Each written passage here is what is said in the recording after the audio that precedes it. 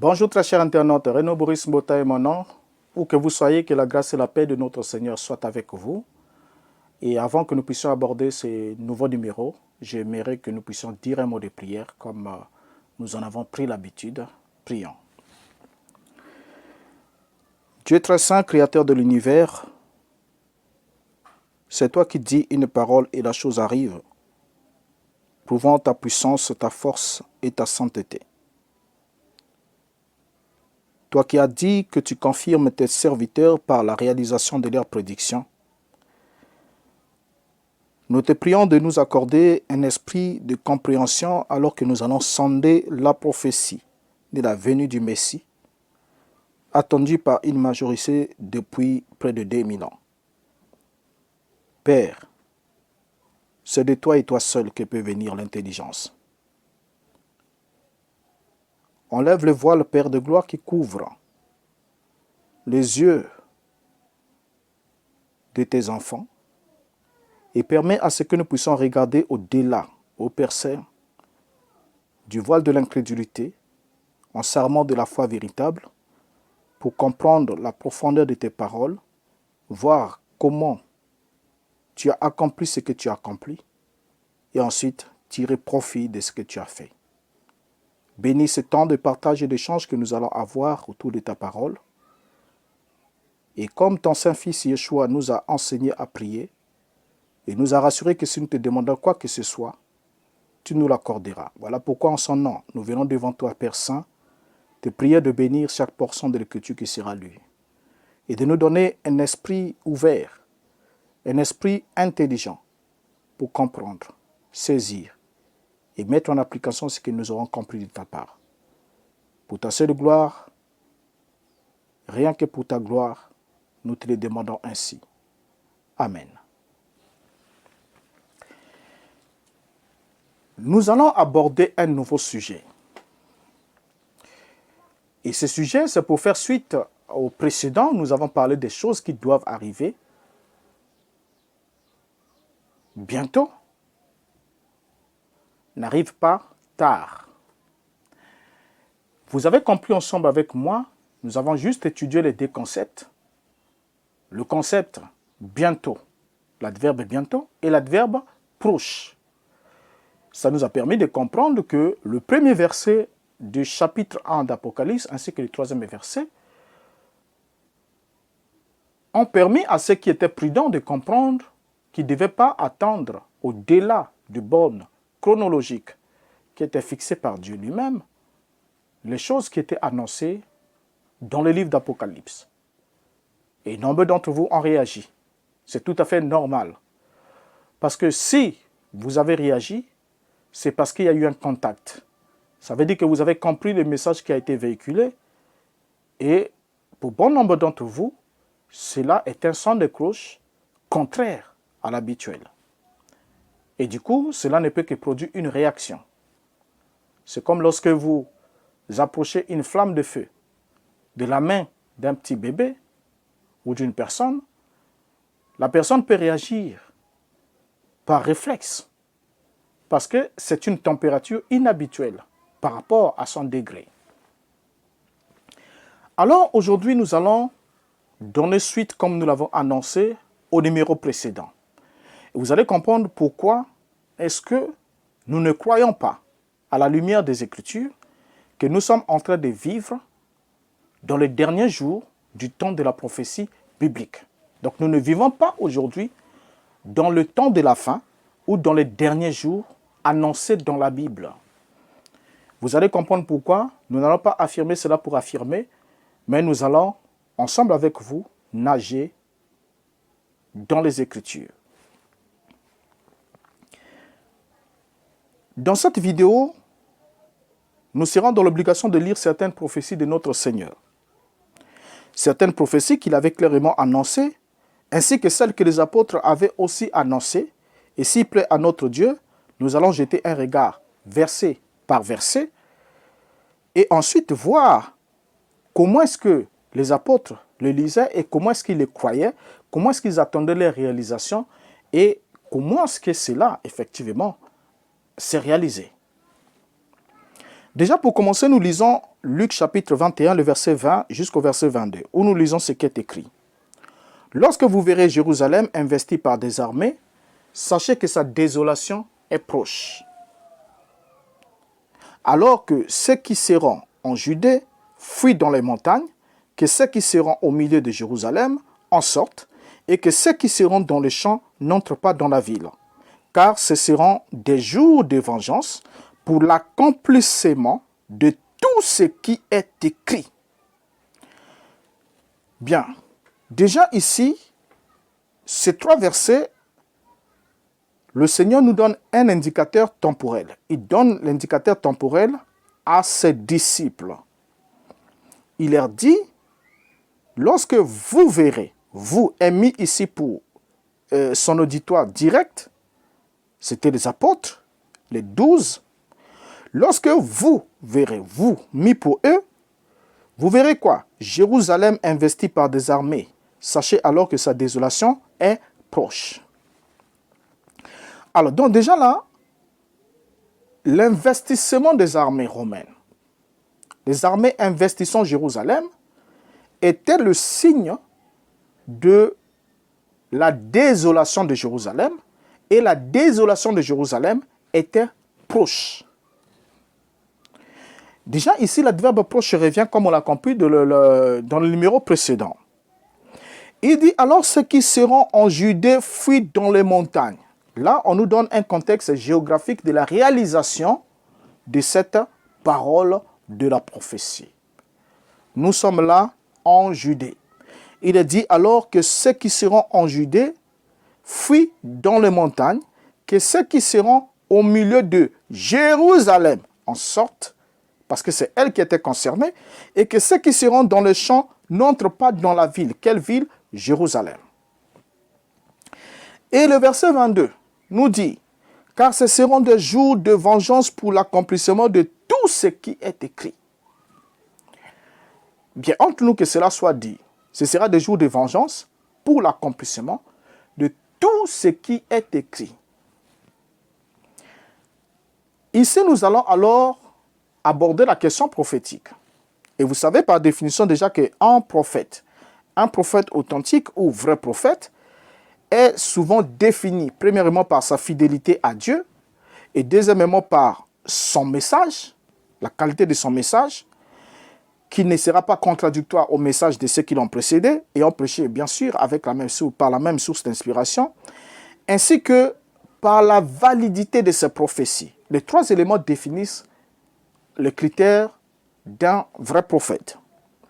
Donc on distingue alors les vrais prophètes des faux prophètes, donc le prophète authentique et des faux prophètes, qui peuvent être identifiés par leurs enseignements qui vont à l'encontre de la parole de Dieu, ou encore par leurs prophéties qui ne se réalisent pas. Donc quand la prophétie d'un prophète ne se réalise pas, nous sommes là en face d'un prophète faux, d'un faux prophète, c'est-à-dire un prophète qui n'est pas authentique, parce qu'il n'est pas authentifié par Dieu qui authentifie ses prophètes par la réalisation de leurs prophéties.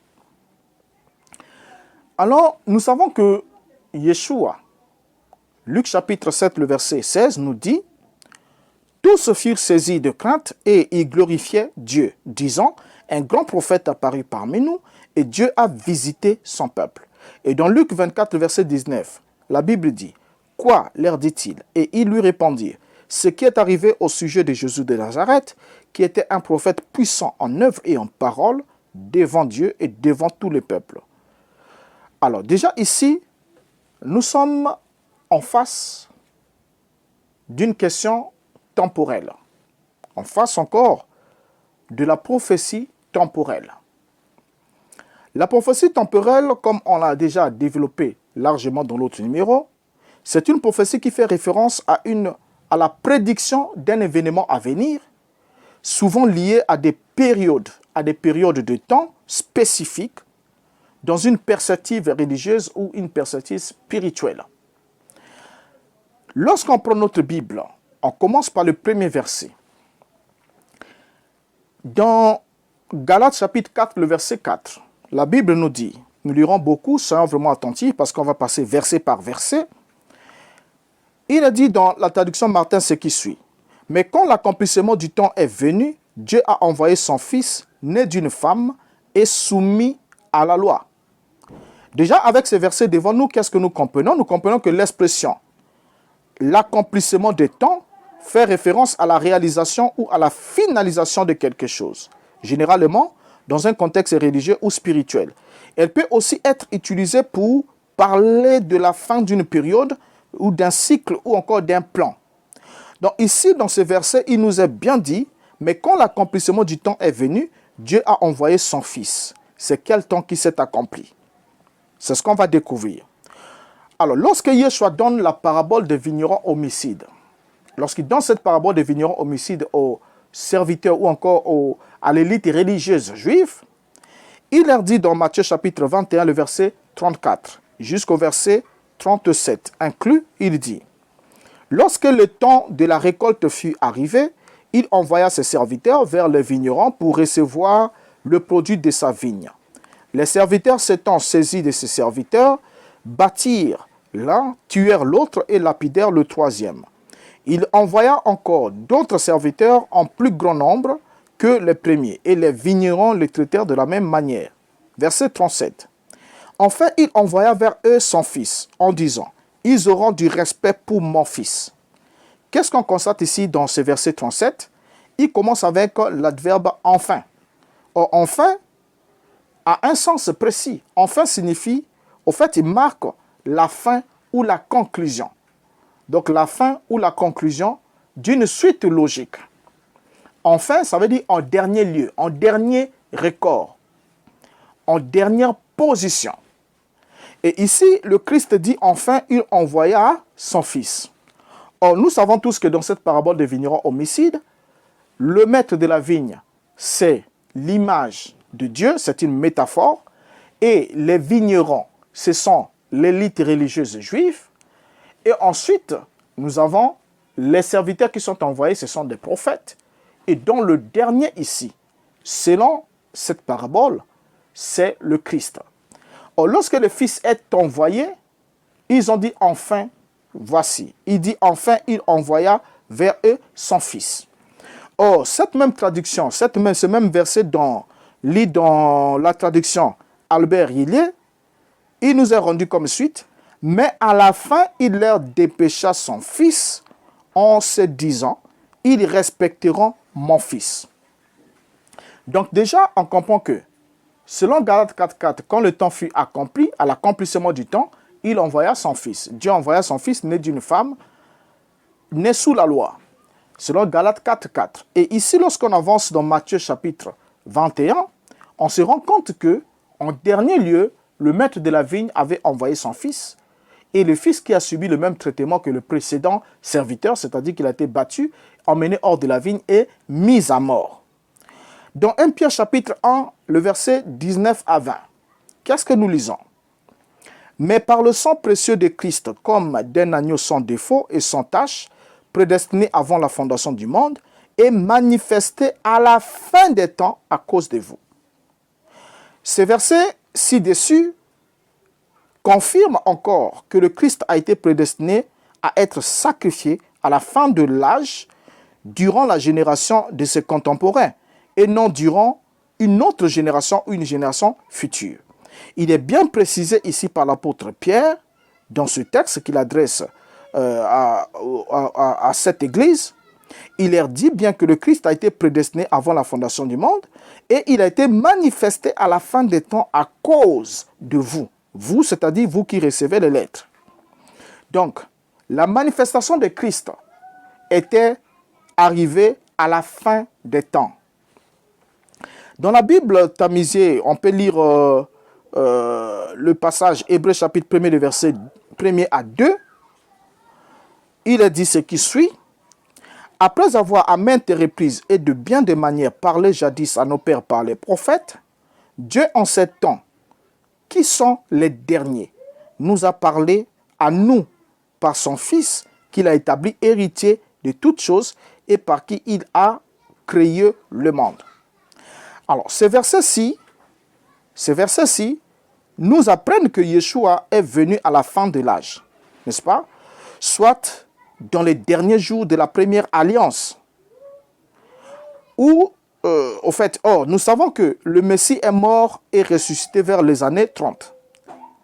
Il est alors exagéré de trouver des gens qui pensent que les derniers jours et la fin des temps s'étendent jusqu'à 2000 ans. C'est très exagéré de trouver des gens qui pensent que les derniers jours et les temps de la fin s'étendent jusqu'à 2000 ans. Or, après avoir parlé à nos pères par le prophète, de plusieurs reprises à plusieurs manières par le prophète, c'est le prophète hébreu, les pères hébreux, il dit Dieu nous a parlé dans ces derniers temps par le Fils. Donc c'était le dernier temps par lequel Dieu devait parler à Israël. Et comment est-ce qu'il devait parler à Israël? Il leur envoya son Fils en dernier recours. Vous voyez? Et par la suite, lorsque nous prenons Hébreux chapitre 9, le verset 26, la Bible dit « Si tel avait été le cas, il aurait dû souffrir plusieurs fois depuis la création du monde. Mais maintenant, à la fin des temps, il s'est révélé une seule fois pour abolir le péché par son sacrifice. » Alors, ce verset ici aussi prouve que le sacrifice du Messie est arrivé à la fin des temps, à la fin de l'âge, qui était le maintenant pour l'écrivain. Parce qu'il dit bien, mais maintenant, à la fin des temps, il s'est révélé une seule fois. Regardez bien, il dit, mais maintenant, ça veut dire au moment même où je vous écris, donc dans cet intervalle de temps, mais maintenant, à la fin des temps. Donc, l'écrivain ici était à la fin des temps. Lorsqu'il écrivait cet épître, il était à la fin des temps. Le Christ s'est manifesté à la fin des temps. Le Christ a été sacrifié à la fin des temps. Et pendant qu'on est en train d'écrire ici, des années plus tard, nous sommes là à la fin des temps. Alors, ce verset nous prouve déjà à suffisante que l'élément la fin des temps, ou le temps de la fin, ce n'est pas une période qui peut aller au-delà, qui vient jusqu'à couvrir 2000 ans comme tel. Vous allez comprendre ensemble avec moi. Lorsqu'on parle déjà de l'expression « la fin du monde », cette expression « la fin du monde », on survole tous ces versets-là, puisqu'on aura le temps d'approfondir chacun de ces versets. Lorsqu'on prend Matthieu chapitre 24, le verset 3, où cette expression est lue, nous retrouvons cela dans la version Louis II et beaucoup d'autres versions qui ont suivi le même schéma. Il nous a dit, il s'assit sur la montagne des Oliviers et les disciples vinrent en particulier lui faire cette question. Dis-nous, quand cela arrivera-t-il? Et quel sera le signe de ton avènement et de la fin du monde? Alors, notons avec le verset toujours devant nous que le verset ici a connu un problème au niveau de la traduction d'un terme grec. Et la fin du verset, quand il est parlé de sont allés à ayant n'étant pas un terme spatial, mais un terme temporel, la bonne traduction serait de traduire ayant par ère, période, âge, temps, siècle, et jamais monde. Parce que ayant n'est pas le mot grec pour traduire le monde. Parce que le mot grec pour traduire le monde, nous avons cosmos, et ainsi que d'autres mots. On peut aussi quelquefois utiliser anthropos et autres, mais on ne peut pas utiliser ayant ici pour faire allusion au monde parce que c'est un terme temporel et non un terme spatial. C'est pour cette raison que lorsque nous lisons dans la traduction littérale Alain Dumas, il est dit, le même verset nous est rendu comme tel. Il est dit, s'asseyant cependant, lui, sur la montagne des Oliviers, ils sont venus vers lui, ses apprentis à l'égard, en propre, parlons ainsi. Parle-nous, quand est-ce que ceci sera-t-il? Et quel est le signe de la présence qui est le tien? Et l'achèvement commun de l'air. Voilà, je souligne air. Vous voyez? Ici, dans la traduction littérale d'Alain Dumas, ayant est traduit par air. Or, air est une période de temps. On n'est pas là dans les termes spatial. Déjà là, dans les termes temporels, mais dans les termes spatial plutôt, mais nous sommes dans un terme temporel. Donc, ayant étant un élément du temps, la question des disciples ne reposait pas sur la fin du monde, mais c'était plutôt la fin de l'ère. Alors, lorsqu'on prend la Bible annotée de Neufchâtel, le même verset nous a rendu comme suite. Or, comme il était assis sur la montagne des Oliviers, Ses disciples s'approchèrent de lui en particulier, disant, « Dis-nous quand ces choses arriveront, et quel sera le signe de ton avènement et de la consommation du temps. »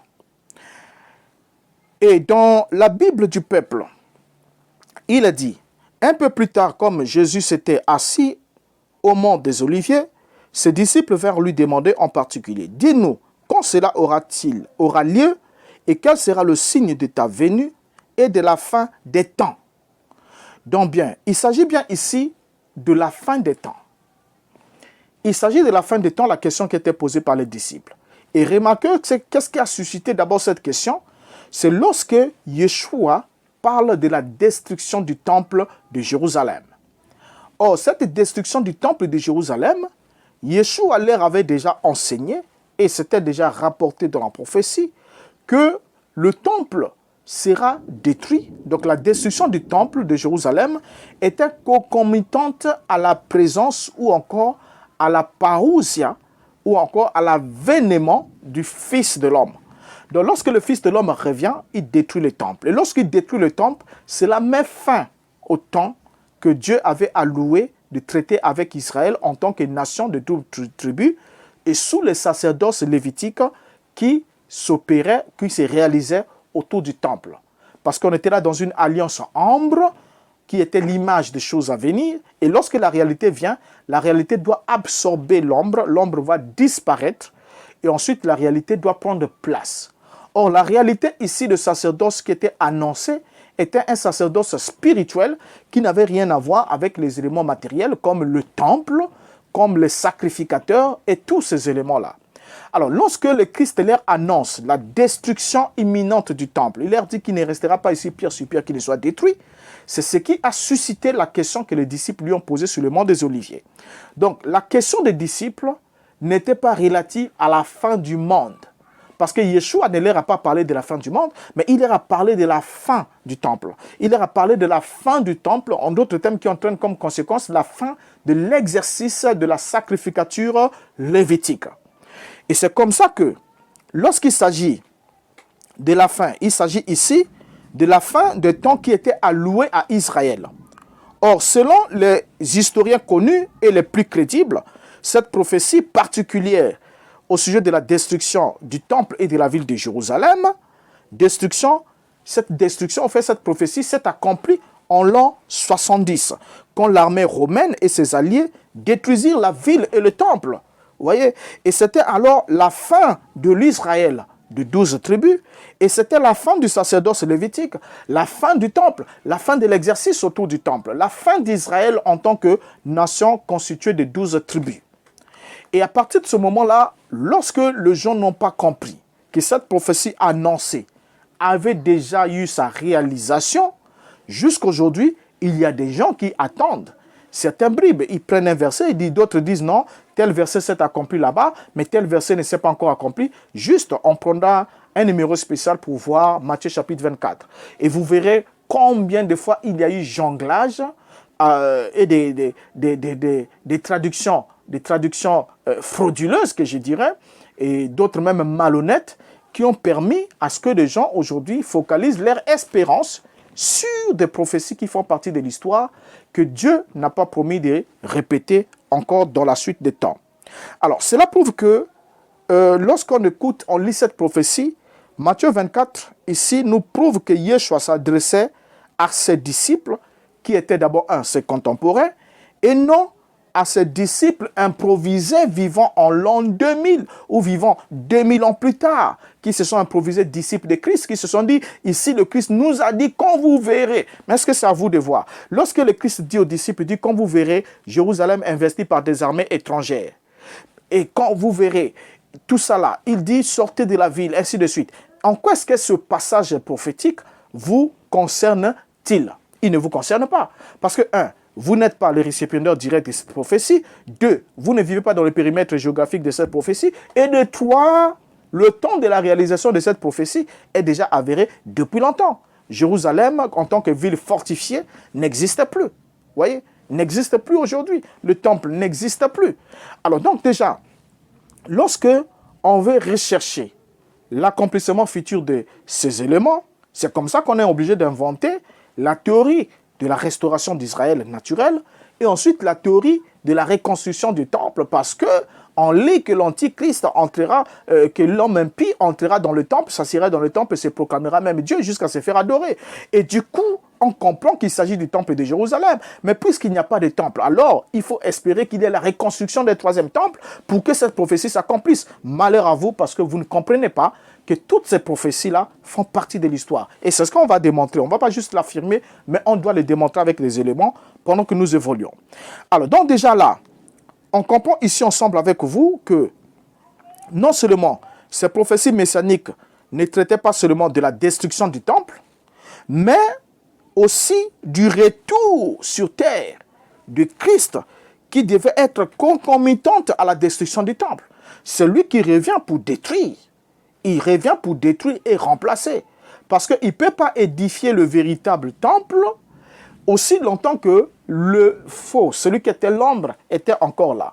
Voilà pourquoi on parlera de ça. On va parler vraiment du temps de chevauchement entre les deux alliances et montrer effectivement à partir de quand a commencé la seconde alliance et quels sont les dividendes qui doivent accompagner cette alliance. Maintenant, dans Matthieu 24, versets 15 à 16, qu'est-ce que nous lisons? Nous lisons, c'est pourquoi lorsque vous verrez l'abomination de la désolation dont a parlé le prophète Daniel, établie en lieu saint, que celui qui lit fasse attention. Verset 16. Alors que ceux qui seront en Judée fuient dans les montagnes. Alors là déjà, on voit que la prophétie se rapporte à ce qui a été annoncé par Daniel. Dans Daniel chapitre 12, le verset 13, nous lisons. Et toi, marche vers ta fin, tu te reposeras et tu seras debout dans ton héritage à la fin des jours. Ici, il est annoncé à Daniel qui sera debout dans son héritage à la fin des jours. Or, ce verset de Daniel concernant la fin des jours confirme que Yeshua évoquait l'imminence de l'accomplissement de la prophétie de Daniel relative à la destruction du temple et relative aussi à son retour et effectivement par conséquent à la résurrection des derniers jours dont Daniel faisait allusion, qui a été promis à Daniel, que dans les derniers jours, il sera debout. Dans les derniers jours, tu seras debout pour ton héritage à la fin des jours. Quel jour? Le jour alloué où Dieu devait traiter avec Israël. Alors, enfin, au sujet de l'enlèvement. Lorsqu'on prend ce sujet, nous lisons 1 Thessaloniciens 4, le verset 15 à 16, jusqu'au verset 17. Qu'est-ce que la Bible nous dit? La Bible nous dit, voici en effet ce que nous vous déclarons, d'après la parole du Seigneur, nous le vivons, restés. Pour l'avènement du Seigneur, nous ne dévancerons pas ceux qui sont morts. Car le Seigneur lui-même a un signal donné à la voix d'un archange et au son de la trompette de Dieu descendant du ciel, et les morts en Christ ressusciteront premièrement. Ensuite, nous les vivants qui serons restés, nous serons tous ensemble enlevés avec eux sur des nuées à la rencontre du Seigneur dans les airs. Et ainsi, nous serons toujours avec le Seigneur. Alors, dans ces trois versets que nous venons de lire, qui sont encore là devant nous, parce que je vous ai dit qu'on doit afficher verset par verset, dans ces versets, nous lisons Paul dire nous. Dire nous. Dire que le retour du Seigneur se produirait pendant sa propre vie et celle de ses contemporains. C'est comme ça que Paul fait l'usage de nous. Il dit, voici en effet ce que nous vous déclarons. Nous, c'est-à-dire nous les apôtres, nous vous déclarons, d'après la parole du Seigneur, nous les vivants. Nous, c'est-à-dire, il n'a pas dit vous les vivants, mais nous, parce que Paul était aussi vivant, il dit, nous ne dévancerons pas ceux qui sont morts. On peut comprendre là, certains peuvent dire, non, écoutez, là, il met nous parce qu'il était encore vivant. Mais lorsqu'il continue plus bas, dans le verset 6, le verset 16, et le verset 17, il dit, ensuite, nous les vivants qui serons restés, nous serons tous ensemble enlevés avec eux à la rencontre du Seigneur, avec eux sur des nuées, à la rencontre du Seigneur dans les airs, et nous serons toujours avec le Seigneur. Donc nous, ici, concerne aussi l'apôtre Paul. Donc déjà, ici, on voit que Paul signifie aux Thessaloniciens que cet événement attendu devrait se réaliser pendant le vivant de ces derniers. Et pendant sa vie, s'il n'était pas encore tué. Là, c'est un élément important. Lorsqu'il dit « nous les vivants qui serons restés », nous les vivants qui seront restés, ça veut dire qu'il y a une tuerie, il y a une persécution. Maintenant, du nombre de vivants, au cas où je ne serai pas tué, je ferai partie des vivants qui vont bénéficier de cette expérience. Donc, c'est très important de saisir cet élément. Donc, déjà ici, lorsque Paul prêchait l'imminence de la venue de Christ au point qu'il savait que certains de ses contemporains seraient encore vivants, y compris lui-même au cas où il ne serait pas tué. Donc, Paul s'adressait aux Thessaloniciens contemporains, qui étaient ses contemporains, et qui seraient encore vivants, et qui monteraient avec lui dans les nuées. Alors, cet événement a eu lieu en l'an 70. On reviendra. Ne soyez pas scandalisés. Là, ça devient très sérieux. Nous allons revenir dans les détails. On en a déjà parlé dans certains numéros, mais on va revenir dans les détails. C'est important. Parce qu'on doit être en face d'un élément, en face d'une réalité, d'une évidence. Soit les Écritures disent vrai et que cela s'est accompli dans les délais, soit les Écritures disent faux et on doit regarder ailleurs. Parce qu'on ne peut pas dire qu'on croit que c'était vrai, ce qu'ils ont dit et écrit, mais qu'on ne croit pas que cela soit réalisé. Si Dieu n'a pas accompli ce qu'ils ont dit et écrit dans les délais qu'ils ont annoncés, cela voudrait dire que ce n'est pas Dieu qui les a inspirés à le faire, à le dire. Et du coup, Dieu ne les a pas accompagnés pour réaliser, parce que Dieu accomplit toujours ce que prédisent ses envoyés. Il réalise ce que prédisent ses prophètes. N'est-ce pas? Alors, si ces versets qu'on vient de lire de Thessaloniciens étaient véridiques pour les contemporains de Paul, est-ce que ces versets étaient véridiques? Est-ce que quand les contemporains de Paul lisaient ces versets, est-ce qu'ils y voyaient quelque chose de vrai? Alors, si c'était véridique pour les contemporains de Paul, ils ne peuvent pas s'appliquer à nous puisque le retour du Messie a été unique et s'est réalisé en l'an 70 pour ses contemporains. Il ne reviendra certainement plus encore une autre fois pour nous ou pour d'autres après nous. Vous voyez, donc notre entrée dans le royaume de notre Père céleste devient alors une entrée individuelle, sans l'eschatologie passée des derniers jours décrite dans le livre d'Apocalypse, comme certains sont en train de l'espérer, comme certains sont en train de l'attendre. Et aujourd'hui, ce n'est pas nous qui devions attendre le Mashiach, mais c'est le Mashiach qui nous attend, où chacun, à son heure, à son jour, entre de façon individuelle. Pourquoi dans l'Apocalypse, il a dit, lorsque après le jugement de la prostituée, qui est, on va le démontrer, le jugement de la prostituée, la Bible dit bien, elle est tombée Babylone, ensuite la Bible précise, et heureux dès à présent ceux qui meurent dans le Seigneur, parce que ils rentrent directement dans le repos. Pourquoi? Parce que leurs œuvres le suivent. Ceux qui meurent dès à présent. Donc on était là entré dans une autre alliance, où la résurrection n'était plus un événement, ne devait plus être un événement, comment je peux dire, un événement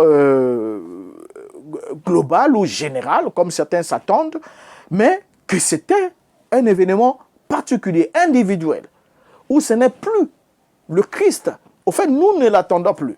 Parce que quelqu'un qui croit à la parole, qui croit à l'évangile, et qui dit que j'attends qu'un jour Jésus viendra. Maranatha, Jésus revient, je l'attends, il viendra. Ça montre que vous n'avez pas compris. Laissez-moi vous dire avec ces termes-là, vous n'avez pas compris. Pourquoi? Lorsque nous continuons, nous lisons Apocalypse 1, verset 7. Qu'est-ce que ce passage dit? On est là dans l'Apocalypse. N'oubliez pas que Apocalypse chapitre 1er, le verset 1er, nous dit que les choses qui sont écrites dans ce livre d'Apocalypse sont des choses qui doivent arriver bientôt. Et dans le verset 3e, il est dit le temps de la réalisation de ces choses qui vont être annoncées là est proche. Et on a déjà démontré au numéro précédent que l'adverbe proche et l'adverbe bientôt ne nous permettent pas, ne nous donnent pas le droit d'attendre cet événement, ces événements-là, au-delà de 2000 ans, comme on le fait aujourd'hui, comme certains le font aujourd'hui, bien sûr. Lorsqu'on prend Apocalypse, verset 1er, le verset 7, chapitre 1er, verset 7, il est dit, « Voici, il vient avec les nuées, et tout et il le verra, même ceux qui l'ont percé, et tous les tribus de la terre se lamenteront à cause de lui. Oui, Amen. » On lit ces versets en parallèle avec Zacharie 12, verset 10. On doit savoir lesquels vont le voir, lesquels l'ont percé et qui doivent le voir. Il a dit, alors je répandrai sur la maison de David et sur les habitants de Jérusalem un esprit de grâce et de supplication. Et ils tourneront les regards vers moi, celui qu'ils ont percé. Ils pleureront sur lui comme on pleure sur un fils unique. Ils pleureront amèrement sur lui comme on pleure sur un premier-né. Qu'est-ce qu'on constate ici? Ces versets d'Apocalypse 1,7 est confirmé par le passage prophétique spécifique de Zacharie qui affirme que ce sont ceux qui ont percé le Mashiach qui devraient le voir revenir avec les nuées. Alors, ceci est encore une affirmation de l'imminence de son avènement dans le temps de la vie de ceux qui l'ont percé par la crucifixion. C'est important. Ceux qui l'ont percé doivent le voir revenir. Alors, si cela a échoué, 2000 ans plus tard, il y a des gens qui attendent que Yeshua vienne. Mais pourtant, ceux qui l'ont percé ne sont plus là. Et dans Zacharie, pour accomplir Zacharie, la prophétie de Zacharie, le chapitre 12, le verset 10, dit bien que il va répandre sur la maison de David et sur les habitants de Jérusalem un esprit de grâce et de supplication. Et lorsqu'il leur répond cela, Jérusalem, la maison de David, n'existe plus aujourd'hui. Jérusalem n'existe plus aujourd'hui d'autant. Et ils tourneront les regards vers moi, celui qu'ils ont percé. Lesquels vont tourner les regards vers lui? Celui qu'ils ont percé. C'est bien la maison de David et Jérusalem. Donc, ce n'est pas l'humanité tout entière. Parce que, ce n'est pas nous qui l'avons percé. Et secondo, ce n'est pas un texte à prendre de façon littérale. C'est une métaphore qui ne doit pas être prise de façon littérale. Et on verra dans un numéro comment est-ce qu'ils l'ont vu. Et comment est-ce qu'ils se sont lamentés. Voyez, comment est-ce qu'ils se sont lamentés. On le verra. Donc déjà ici, lorsque les gens attendent que la Bible dit tout est le verra, c'est-à-dire il va descendre là dans les airs comme Superman. Je ne sais pas comment, excusez-moi, peut-être vous ne mettez pas le mot Superman, mais il va descendre là dans les airs. C'était un homme qui pesait autour de 65-70 kilos, n'est-ce pas? Donc une taille ordinaire d'un juif. Il va se tenir dans quel air? Vous vous êtes déjà posé cette question? Dans quel air? Et ensuite, il est vu de partout sur la planète. Non, soyons sérieux entre nous, que cela soit dit. Soyons sérieux. Soyons sérieux. Je suis à Brazzaville. Même un avion qui atterrit en face ici à Kinshasa, je ne le vois pas. Regardez sa dimension, je ne le vois pas. Atterrir, je ne le vois pas. Vous voyez? Alors, comment se fait-il qu'un homme de cette taille-là soit vu par toutes les nations du monde de façon simultanée? Vous allez dire non, Dieu est capable. Non, ne dites pas de mensonges. Ne dites pas de mensonges et soyez quelque peu réaliste à un certain moment. Soyez quelque peu réaliste. Parce que si vous commencez à insulter votre intelligence jusqu'à ce niveau, ça devient compliqué. Parce que, il y a des endroits où les gens seront dans la nuit en train de dormir. Pendant qu'il fait jour ici, il fait nuit quelque part. Et pendant ce temps que nous sommes ici, d'autres sont en train de dormir. Ils sont dans leur maison en train de dormir. Maintenant, s'il vient à l'instant, à la seconde, en un instant, en un clin d'œil, il se tient là dans quelques heures, on ne sait pas l'heure de quoi, de Jérusalem, sûrement, puisqu'il a quitté la terre en Galilée. Il était dit, il reviendrait de la même manière que vous l'avez vu allant au ciel. Donc, il doit être vu par les Galiléens qui l'ont vu partir. Mais seulement la même génération qui l'a percé n'est plus sur la terre. Vous voyez, n'est plus sur la terre. Alors, donc là déjà,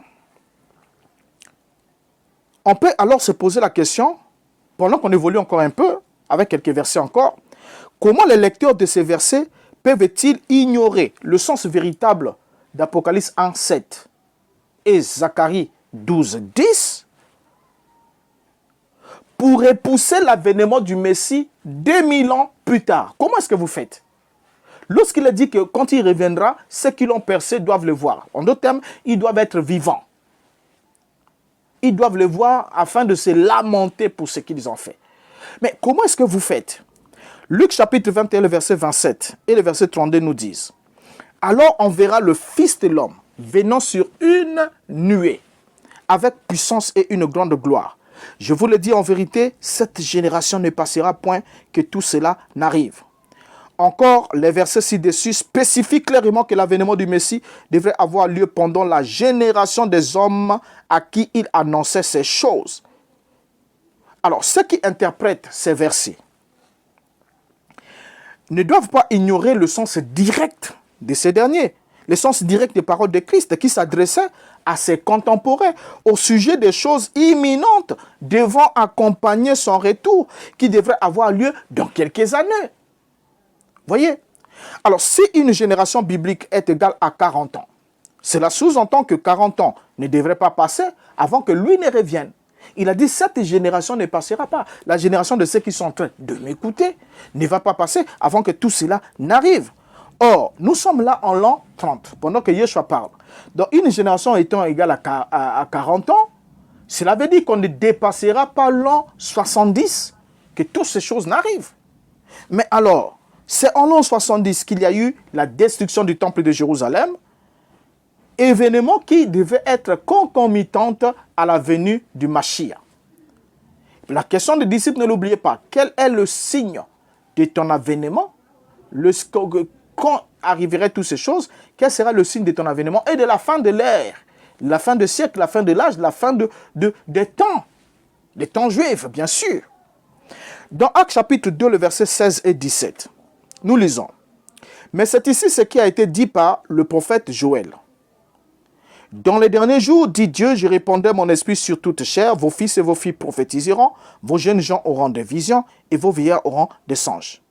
Et qu'est-ce que Joël 2, 28 dit?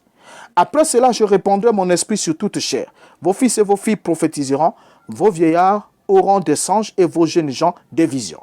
Pierre ici, le jour de la Pentecôte, confirme que le don du Saint-Esprit, descendu le jour de la Pentecôte, était l'accomplissement de la prophétie de Joël, qui serait accompli dans les derniers jours. Et c'est là, au fait, cela s'est produit en l'an 30, donc quelques jours après l'ascension de Christ, le 50e jour de la Pentecôte, dans le jour de la Pentecôte, qui est 50, Pentecôte égale à 50, donc après la Pâque.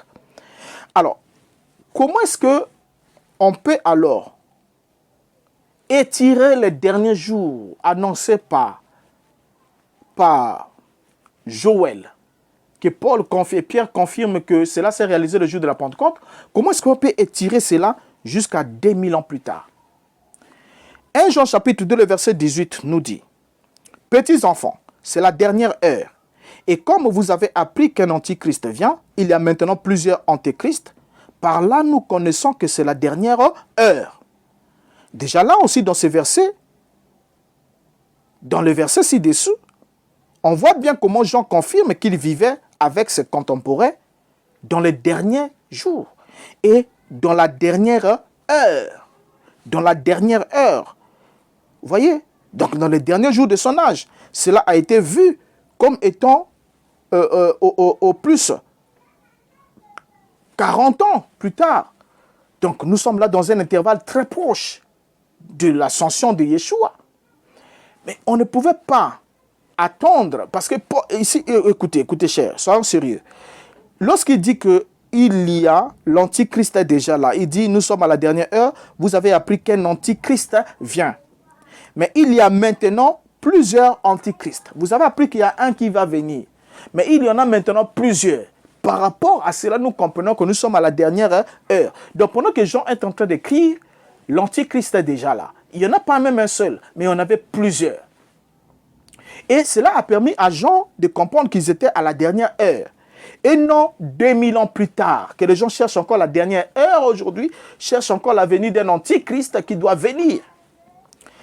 1 Pierre chapitre 1, le verset 15, le verset 5 nous dit, « À vous qui par la puissance de Dieu êtes gardés par la foi pour le salut prêt à être révélé dans le dernier temps. » Dans ce verset, nous voyons Pierre rappeler à ses disciples contemporains qu'ils étaient arrivés au temps de l'accomplissement du salut qui était révélé dans les derniers jours. Alors, ce salut devait faire allusion à la résurrection et au changement mentionné par Paul, qui a parlé de la dernière trompette. Vous voyez? Et en un clin d'œil, qui devait se réaliser lors du retour imminent du Messie. Donc ces hommes expérimenteraient ce changement pendant leur propre vie humaine. C'est ce que Pierre est en train de dire ici pour appuyer ce que Paul a dit. Il leur dit, à vous qui par la puissance de Dieu êtes gardés par la foi pour le salut, prêt à être révélé dans les derniers temps. Alors, encore dans les versets ci-dessus, les congrégations de Paul ou de Pierre, des apôtres, étaient encouragées et rappelaient que le retour du Seigneur était proche. Dans Luc chapitre 21, le verset 27 à 28, il a dit: alors on verra le Fils de l'homme venant sur une nuée avec puissance et une grande gloire. Quand ces choses commenceraient à arriver, redressez-vous et levez vos têtes, parce que votre délivrance approche. Or, dans ces versets ci-dessus, le Messie prophétisait son retour imminent en donnant l'instruction à ses disciples contemporains de porter attention aux événements prophétisés afin qu'ils lèvent les yeux au ciel, car leur rédemption serait accomplie à ce moment-là. Marc chapitre 1, le verset 15, il a dit: il disait, le temps est accompli et le royaume de Dieu est proche. Répentez-vous et croyez à la bonne nouvelle. Matthieu 3, verset 2 ajoute, il disait, répentez-vous car le royaume des cieux est proche. Alors, en disant que le temps fut accompli et que le royaume des cieux était proche, le Mashiach a confirmé que toutes ces prophéties seraient accomplies dans seulement quelques années. Le temps est proche, le temps est accompli. Donc le temps est arrivé à sa terme. Le royaume des cieux est proche.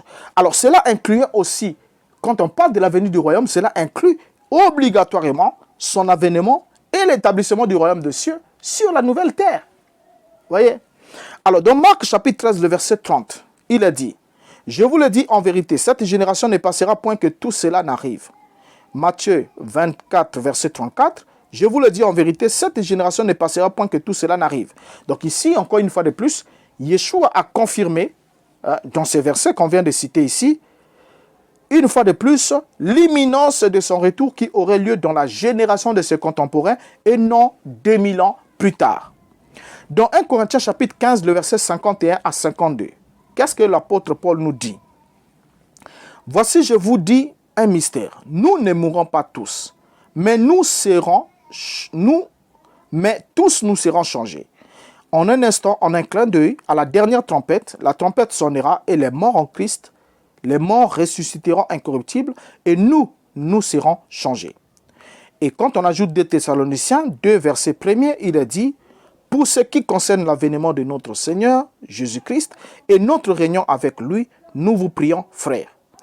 Et 2 Thessaloniciens chapitre 1, le verset 7 nous dit: et de vous donner à vous qui êtes affligés du repos avec nous lorsque le Seigneur Jésus apparaîtra du ciel avec les anges de sa puissance. Par ces versets ci-dessus, Paul confirmait que les disciples contemporains pouvaient vivre jusqu'au retour du Messie, puisqu'il leur révélait qu'ils ne mourraient pas tous, mais que certains seraient encore vivants lorsqu'ils seraient changés de mortels à immortels dans un clin d'œil en un instant.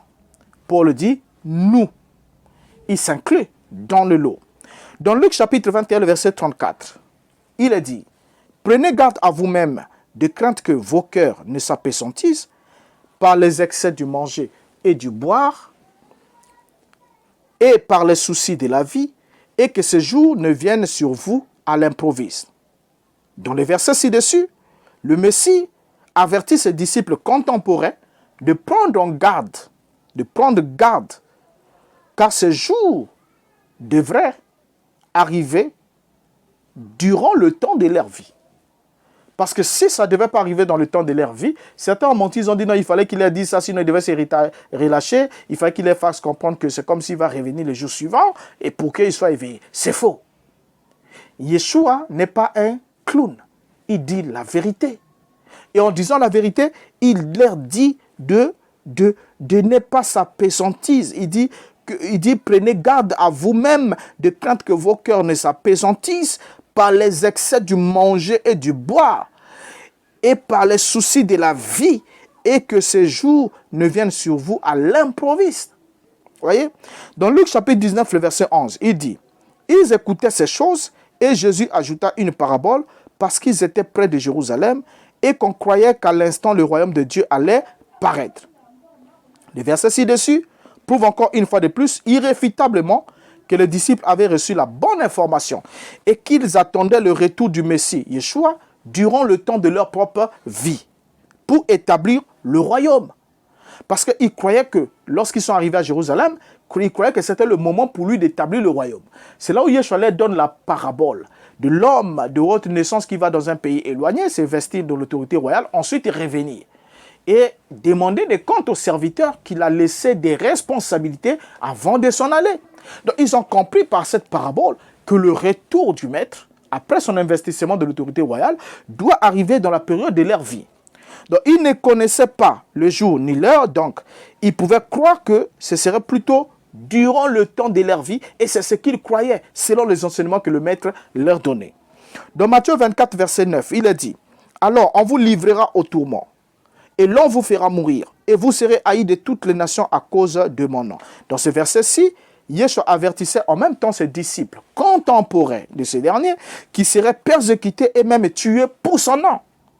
C'est bien ce qui s'est passé puisque la plupart des apôtres ont connu une fin, ils ont été tués, à l'exception de gens qui ont connu une mort naturelle, telle que nous rapportent les historiens. Tous les restes des apôtres ont été mis à mort à cause du nom de Yeshua. Alors, ceci prouve encore une fois de plus que ces prophéties s'appliquaient à ses disciples et devaient se réaliser au temps de leur vie, au temps indiqué par ces derniers, et non 2000 ans plus tard. Alors, le verset suivant confirme, comme on vient de le dire, confirme encore une fois de plus que les disciples savaient que le retour de Christ était proche. Évidemment, contrairement au verset 7. Au verset 7, la fin ou la destruction de toutes choses ne peut jamais arriver comme les gens aujourd'hui s'attendent, puisque le Messie est l'héritier de toutes choses. Parce que nombreux se disent, non, nous sommes au temps de la fin, nous sommes au dernier jour, nous sommes au temps de la fin, où il y aura la fin de toutes choses, ou la destruction de toutes choses. Mais de quoi est-ce que le Messie serait héritier si toute chose sera détruite, selon votre compréhension? De quoi est-ce qu'il serait l'héritier? Je crois que, au fait, on ne se pose pas certaines questions quelquefois. Il est l'héritier de toutes choses. Et vous nous dites que, selon votre compréhension, vous attendez que le Christ vienne un jour, ou que Dieu vienne un jour pour détruire toutes choses. N'est-ce pas? Ça, c'est selon vous. Dans toutes choses, vous voyez la terre, le ciel, tout ça, là, tout sera détruit. Ah, tout sera détruit. On parlera d'un numéro sur le nouveau, sur la nouvelle terre. Hein, que les anciennes choses sont passées, toutes choses deviennent nouvelles. On va parler de ça. Donc déjà, lorsque vous dites que vous attendez qu'il y ait la destruction de toutes choses, ou la fin de toutes choses, et dans toutes choses, vous voyez la planète, vous voyez le monde, l'humanité, tout ça là. Mais de quoi est-ce que Christ serait héritier? De quoi est-ce qu'il va être héritier? Hein? De quoi est-ce qu'il sera héritier si toute chose serait détruite selon vous, alors que Christ est l'héritier, mais il n'est pas l'héritier de rien, il est l'héritier de toutes choses. Romains chapitre 13, le verset 11. Le verset 11 et le verset 12 nous disent, « Cela importe d'autant plus que vous savez en quel temps nous sommes. C'est l'heure de vous réveiller, enfin du sommeil, car maintenant le salut est plus proche, est plus près de nous que lorsque nous avons cru. La nuit est avancée, le jour approche. Dépouillons-nous donc des œuvres des ténèbres et revêtons les armes de la lumière. » Alors dans 1 Pierre chapitre 4, le verset 7, la Bible dit, « La fin de toutes choses est proche. Soyez donc sages et sobres pour vaquer à la prière. » N'oubliez pas, pour terminer, proche signifie qui est près d'arriver, qui n'est pas loin, qui est près, qui est imminent, qui est contraire à éloigner, qui est contraire à loin et à lointain. Donc, tous ces versets qu'on vient de lire ici nous démontrent que le retour du Christ et les événements concomitants à son retour étaient imminents, c'est-à-dire sans délai. Et attendre alors la réalisation de ces versets dans nos jours ou dans les jours futurs, c'est prêcher sans vouloir le dire clairement que Jésus-Christ fut un faux prophète, que les apôtres fussent des faux messagers, des faux envoyés. Pourquoi? Parce que tout ce qu'ils ont annoncé ne s'est pas réalisé dans les délais de leur prédiction, selon vous. Or, si selon vous cela ne s'est pas réalisé et cela doit se réaliser plus tard, la question que je vous pose avant de vous quitter, si vous croyez en un Dieu qui n'a pas été fidèle, d'accomplir à ceux qui ont donné même leur vie en martyr, les promesses et les prophéties qui avaient promis devant réaliser de leur vivant, comment êtes-vous sûr que ce Dieu-là va réaliser pour vous des choses qu'il n'a pas pu réaliser pour ceux qu'il a promis directement, mais qu'il va réaliser à vous, à qui il ne l'avait pas directement promis? Posez-vous certaines questions. Posez-vous certaines questions. Alors, si maintenant, puisque c'est ce que Dieu a fait, tout ce qu'il a promis ici, il a réalisé. Nous sommes au-delà du temps de l'attente. Au-delà de ce temps où les apôtres espéraient, attendaient. On est bien loin au-delà. L'humanité est très loin dans le plan divin. Très loin au-delà de ces textes que nous lisons ici. Donc, lorsqu'on prend ces textes ici, qui font partie d'un passé lointain, dont l'accomplissement est archaïque, l'accomplissement est lointain, on veut en faire alors des prophéties pour des événements futurs. C'est comme prendre des choses qui sont des aliments qui sont avariés depuis longtemps et nourrir le peuple. N'oubliez pas que lorsque la manne dormait, la manne s'infectait. Et que cette manne infectée n'était plus comestible. Et c'est comme aujourd'hui, ces prophéties que Dieu a déjà réalisées, c'est-à-dire qu'ils ont déjà atteint leur objectif, n'ont plus de vie pour lui, ne sont plus vivants.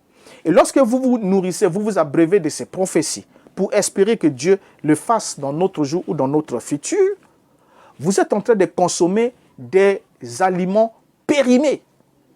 Parce qu'une prophétie déjà réalisée n'a plus de vie.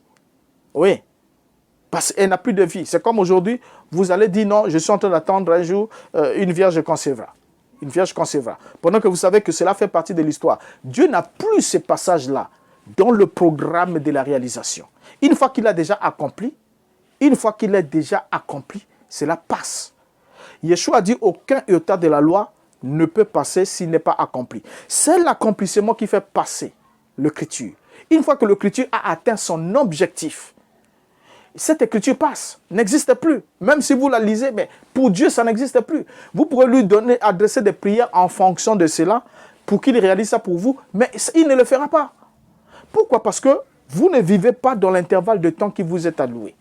Vous lui demandez des choses qui ne sont pas dans sa volonté, qui ne font pas partie de son dessein et de son programme. Et voilà ce qu'on devait comprendre ensemble avec vous dans ce sujet. Ils attendent le passé dans le futur. Ils attendent le passé dans le futur, c'est un autre sujet. Et c'est très grave de trouver aujourd'hui des gens qui attendent le passé dans le futur. Et est-ce que c'est possible? Ce n'est pas possible. Comment attendre le passé dans le futur? Ce n'est pas possible. Ma prière est que le Seigneur vous aide. Que le Seigneur nous aide tous à saisir sa pensée et à marcher en accord avec sa parole, à dire ce qu'il a dit, à croire ce qu'il a fait et à s'attendre à ce qu'il fera. Bien sûr, s'il y a bien des choses qu'il a promis qu'il fera pour nous, il faut qu'on le sache. On aura des numéros où nous parlerons de tous ces éléments pour savoir où est-ce que nous en sommes maintenant. Mais pour ce qui est des Écritures, avant de nous attendre à ce que Dieu fera à l'avenir, croyons d'abord à ce qu'il a déjà fait dans le passé. C'était ça la force d'Israël. Israël, lorsqu'ils étaient butés devant un problème, ils rappelaient à Dieu: tu avais dit à notre père Abraham que ta postérité séjourne dans une terre étrangère, tu le délivreras par une main puissante. Et quand le temps est arrivé, tu nous as envoyé un prophète Moïse, tu nous as sortis de là. Et lorsque la mer Rouge nous a barré des passages, tu as ouvert la mer, tu as fait périr, tu nous as fait passer et tu as fait périr Pharaon et son armée dans la mer. Et ils exaltaient la grandeur de Dieu. Et lorsqu'ils racontaient ces hauts faits, alors cela obligeait à Dieu de descendre et de poser encore des actes qui doivent être ramenés en mémoire des générations futures. Mais vous ne croyez pas ce que Dieu a fait pour vous. Tout récemment, vous ne croyez pas à ça. Et vous dites non, on attend qu'il fasse ça plus tard. Mais alors que lui, il ne vous a pas dit qu'il va faire ça plus tard. Il vous a donné l'intervalle de temps et les personnes qui étaient concernées par ces prophéties. Alors soyons sérieux entre nous. C'est le temps de se mettre en prière, d'étudier en profondeur, de comprendre où est-ce que nous nous trouvons. Par où est-ce qu'on devait garder les regards? Est-ce qu'on doit regarder dans le futur devant nous? Ou bien tourner le dos au futur et regarder dans le passé pour voir ce que Dieu a fait? Ce n'est que pendant ces moments-là que Dieu serait maintenant, il va nous positionner dans ce qu'il est en train de faire maintenant. Mais si nous tournons le dos au passé, à ce que Dieu a déjà accompli, et nous projetons tout ça dans le futur, alors on avancera, mais sans lui. Parce qu'on sera en dehors de sa volonté. C'était votre frère Renaud Boris Mota. Merci pour le temps et la patience que vous avez manifesté pour suivre ce numéro. Laissez un commentaire, likez, abonnez-vous sur la chaîne si ce n'est pas encore fait. Partagez aussi l'élément aux autres. N'oubliez pas de nous soutenir par les prières. Et de toutes les façons possibles, logistique, prière, et quoi qu'il en soit que le Seigneur mette dans votre cœur, cela nous fera toujours du bien pour que nous puissions encore avancer plus profondément encore dans ces choses qui sont très sérieuses en ce qui concerne notre espérance. Je vous dis au revoir. Ma prière est que nous nous retrouvons la prochaine fois. Et jusqu'à là, que Dieu vous garde et vous bénisse. Merci.